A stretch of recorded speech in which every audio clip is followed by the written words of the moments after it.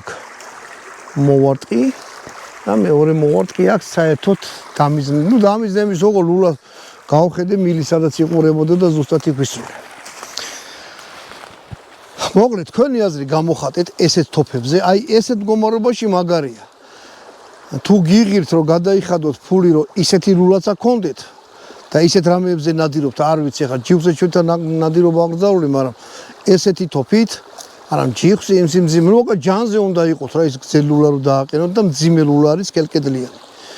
შიგნით არის ხრახნი გაკეთებული.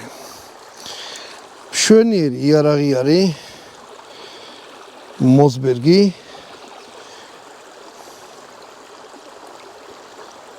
მეტი ამაზე რა გითხრათ ვისი ამოვნე რა და კიდე ახალი გამოცდილება მივიღე რომ ვისროლე ისეთი თოფი რომელსაც ხრახნულიანი იყო აი ესა ეგეთი ჩვენ გახილვაში არა ყოფილა